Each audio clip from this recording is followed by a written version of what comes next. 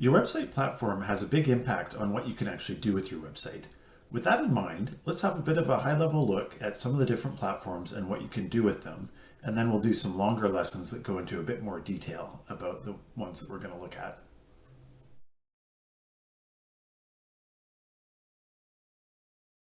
So before we look into some of the website platforms, let's just discuss a little bit the objectives that you might have for your website.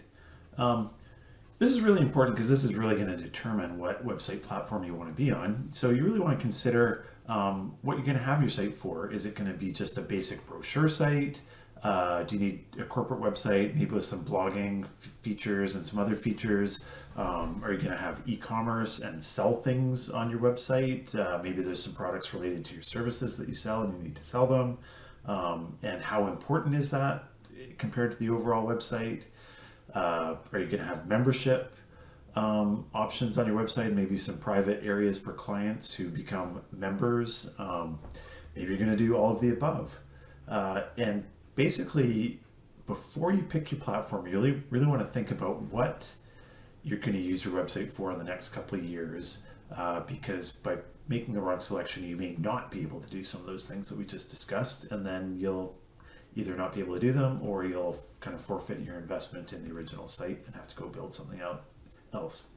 So our favorites, first off, in terms of a basic website builder, if you do just need that brochure site that looks great and has basic functionality and performs well, Squarespace is a good option on that front. If you do need e-commerce and to sell things as a priority on your website, Shopify is absolutely the easiest tool to use to create an e-commerce website. And our favorite actually is WordPress, which is kind of an overall website platform that you can use to build just about anything with the extensive plugin ecosystem and whatnot. Jumping further ahead, looking at some honorable mentions, Webflow and Craft are kind of the cool kids right now in terms of the content management systems and sort of how people are building websites. There's some great tools in them to really do a good job bringing designs to life, and for brand-centric companies, they're great. That said, they don't have the flexibility of WordPress and are somewhat similar in complexity, so we tend to sort of lean towards there. But if you have an interest in Craft or Webflow, either of those are great solutions to work with. Wix is another builder for building a very straightforward brochure site. I mean, it can do some other things, but that's kind of where it shines. Initially, when Wix launched, it wasn't very good at SEO, and in fact kind of didn't even acknowledge that SEO existed because it didn't have a couple really critical features. With that in mind, I wasn't impressed at first and just have never really used it much. That said, from what I understand, it's now more fully fleshed out and is a decent platform. I would still personally recommend Squarespace ahead of Wix for some of the features and just how it works. But that said, perhaps you've got a friend who's really familiar with Wix and is going to show you how to use it. In that case, no reason not to use it. So looking ahead, just a couple details of the first three platforms. Squarespace starts at around $23 a month for the business plan, which will meet most of your needs. On the pros side, it is one of the easier platforms to learn if you want to do it yourself.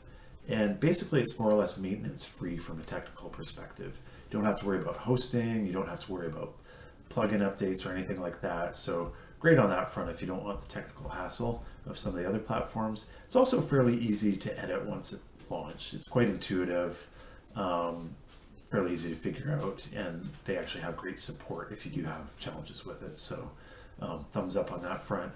On the negative side, there's kind of little fine tuning available for some of the design elements. So for instance, if you have a bunch of rows stacked on your homepage, you have like 3 levels of spacing to pick from. You can't specify exactly how far apart you want the rows to be. So to me, actually, that's not really a big deal because there's usually one that's suitable and it's not really going to make a difference from a user experience and conversion perspective. But that said, if you're somebody that likes that fine tuning, You might find that kind of annoying. And also, it can be very challenging and well, possibly impossible if there's a customization that the platform doesn't offer that you need. There are just certain things that it won't do.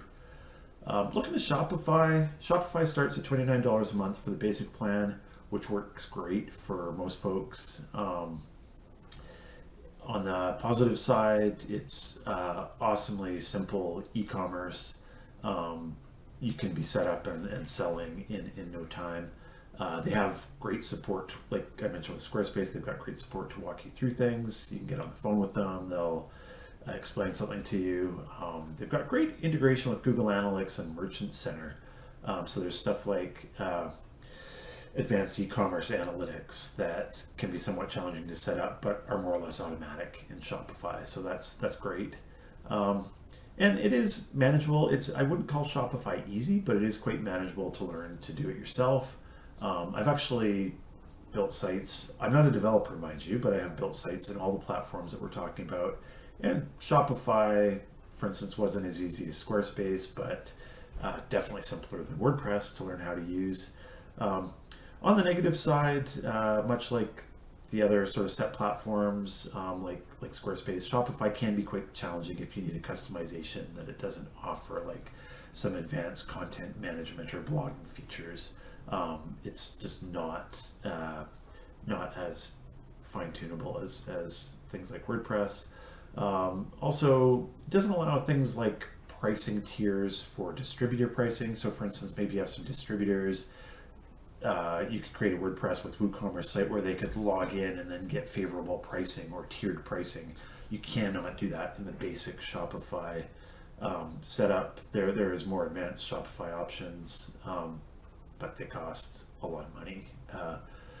So anything really sophisticated on the pricing level, and it's possibly not the perfect option. And like some of the other platforms, it's really buyer beware on the third-party themes and plugins. And we've seen on many occasions people getting into Shopify and using a third-party theme to make the design process quite a bit easier, but then the theme itself doesn't allow a bunch of features, and sometimes you only find that out after you've built it. So definitely need to do some diligence on that front. And then looking at WordPress, again, of course, I mentioned that it's our favorite. We've built hundreds of sites in it over the years, and it's free. That said, it does require WordPress specific host, which typically costs a minimum of about $15 a month.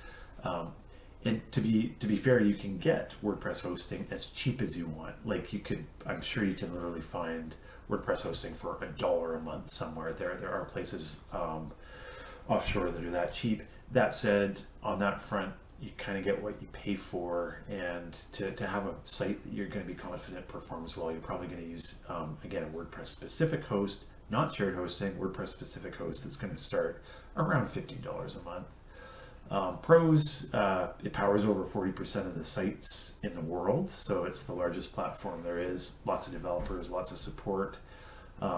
There's a plugin ecosystem, so if you need a special function, you can go and find a plugin and plug that into your WordPress site and get that customization or those features, often for free, typically at quite low cost, especially for what it costs to custom develop something like that. It's just a tiny fraction of what it used to cost. So there's basically infinite customization, and for business sites, you can do a fairly simple business site fairly painlessly, and it is hands down the best blogging platform. That's where it started as, and so there's a bunch of features that some of them I've only recently started digging into about advanced organization and custom category pages and all that sort of stuff. So if content and content marketing is high on your priority list, it is absolutely more or less unbeatable. Cons, definitely harder to learn than the website builders if you want to do it yourself.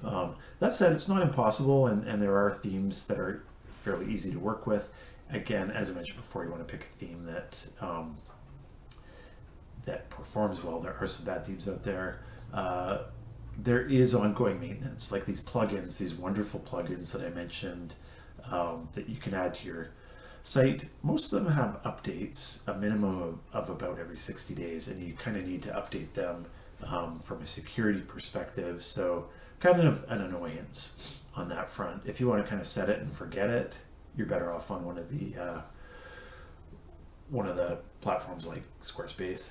And again, themes and plugins, there are good ones, there are bad ones. As you become more comfortable in it, you learn to kind of look at the reviews and also to test before or after when you add a plugin. But there are some out there that don't work great. So you want to do some research and hopefully maybe get a bit of advice on the themes and plugins you select. And with that in mind, a bloated site is a very likely possibility if you don't really consider that. All these are manageable concerns, and you can totally sort of get on top of those. And if you are looking for a really fully featured option, I think those minor hassles are worth it, but that's kind of up to you and where you want to go with it. With that in mind, if you want more details on any of these platforms, we are going to dig a bit deeper in separate lessons. Thanks a lot.